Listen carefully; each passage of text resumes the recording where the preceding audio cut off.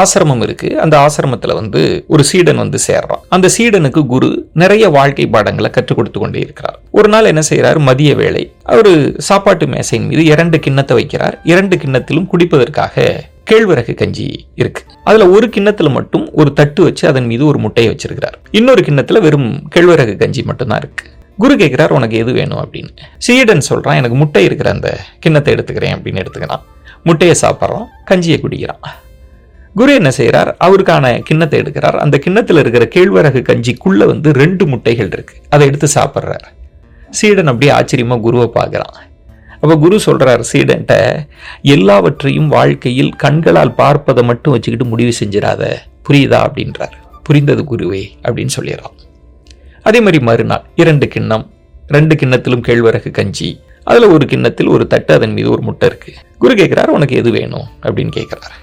சீடன் இந்த முறை யோசிச்சு பார்க்குறான். நேற்று நடந்ததெல்லாம் அவனுக்கு நினைவுக்கு வருது. அதனால சீடன் என்ன பண்றான், எனக்கு அந்த வெறும் கஞ்சி இருக்கிற மட்டும் கிண்ணத்தை மட்டும் கொடுங்க குருவே அப்படின்றான். குரு கொடுத்துட்றார். சீடன் அந்த கஞ்சிக்குள்ள கையை விட்டு பார்த்தா எந்த முட்டையும் இல்லை.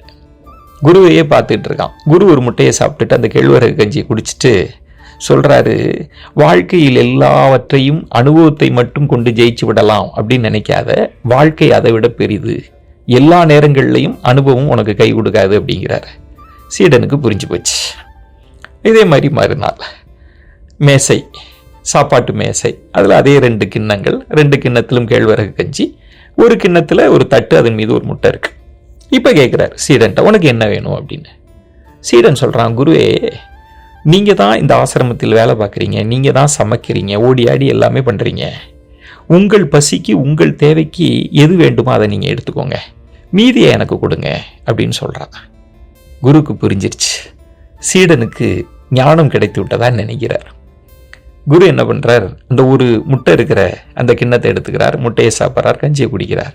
சீடன் அந்த கஞ்சி இருக்கிற கிண்ணத்தை எடுக்கிறான். அந்த கஞ்சிக்குள், கேழ்வரகு கஞ்சிக்குள்ளே கையை விட்டு பார்த்தா 3 முட்டைகள் இருக்கு. குரு சிரிக்கிறார். சீடனுக்கு ஞானம் கிடைத்து விட்டது. அவன் புரிஞ்சுக்கிட்டான். இப்படி இந்த கதை முடியுது. எவ்வளோ அழகான கதை தெரியுங்களா? வாழ்க்கையில் நம்ம நம்முடைய தேவைகளை மட்டுமே மையப்படுத்தி யோசிக்கிறோம். நம்ம எதிர்பார்ப்புகள், தேவைகள், சந்தோஷம் அப்படின்னு. அதனால தான் நிறைய நேரங்களில் நமக்கு ஏமாற்றம் கிடைக்குது, கவலை தான் கிடைக்குது. என்னைக்கு நம்ம அடுத்தவர்களோட தேவை, அடுத்தவர்களோட எதிர்பார்ப்பு, அடுத்தவர்களோட மகிழ்ச்சி அப்படின்னு யோசிக்க ஆரம்பிக்கிறோமோ, அன்னைக்கு நமக்கு ஒரு நாளும் ஏமாற்றமே இருக்காது. இன்னும் சொல்ல வேண்டும் என்றால் நமக்கு கூடுதலாக தான் மகிழ்ச்சி கிடைக்கும். இந்த கதையை உங்கள் வாழ்க்கையிலும் பொருத்தி பாருங்க. நல்லதே நடக்கும், நல்லதையே பேசுவோம்.